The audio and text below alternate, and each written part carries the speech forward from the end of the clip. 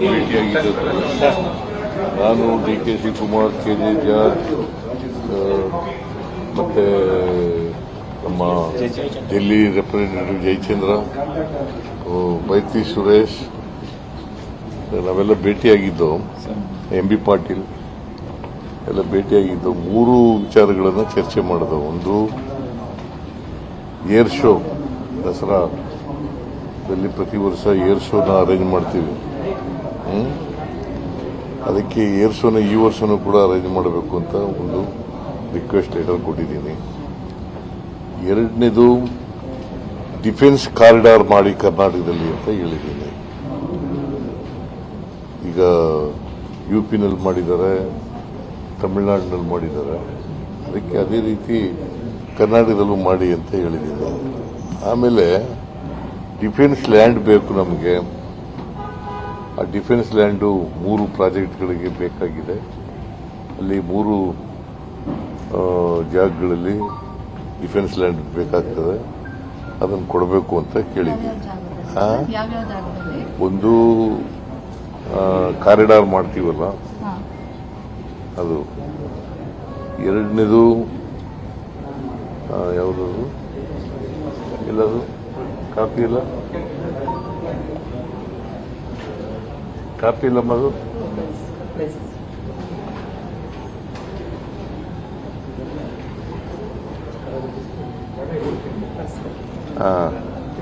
ಹೇಳ್ತೀನಿ, ಜಾಗ ಹೇಳ್ತೀನಿ.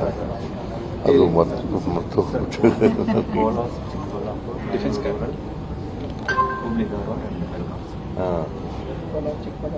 ಅದಲ್ಲ ಜಾಗ, ಲ್ಯಾಂಡ್, ಡಿಫೆನ್ಸ್ ಲ್ಯಾಂಡ್.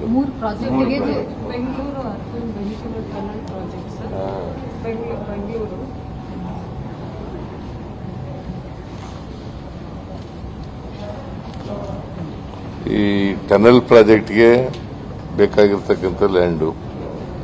ಎರಡನೇದು link road from airport road, Ballari road ಇದೆಯಲ್ಲ ಅಲ್ಲಿ. ಆಮೇಲೆ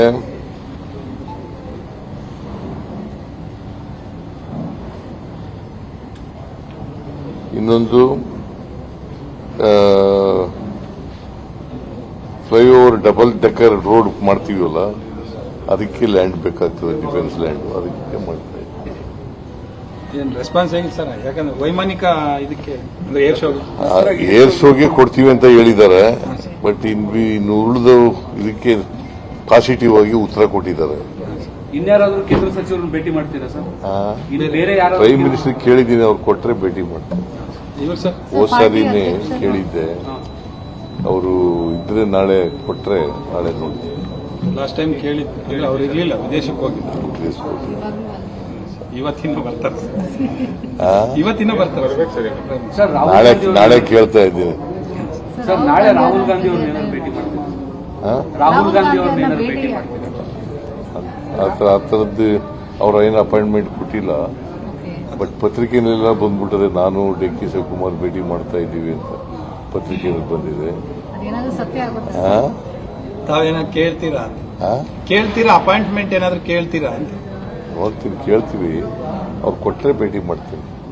ಸರ್, ಇದು ಪರಿಷತ್ತು ಮತ್ತೆ ನಿಗಮ ಮಂಡಳಿಗಳ ನೇಮಕದ ಬಗ್ಗೆ ಒಂದಿಷ್ಟು ಚರ್ಚೆಗಳಾಗಬಹುದು. ನಾಳೆ ಸುರ್ಜೇವಾಲಾ ಬರ್ತಾರೆ, ನೋಡ್ತೀನಿ, ಅವ್ರ ಜೊತೆ ಮಾತಾಡ್ತೀನಿ. ಎಷ್ಟೊತ್ತು? ಸಾಯಂಕಾಲ ಬರ್ತಾರೆ. ನಾಳೆ ಸಾಯಂಕಾಲ ಬರ್ತಾರೆ.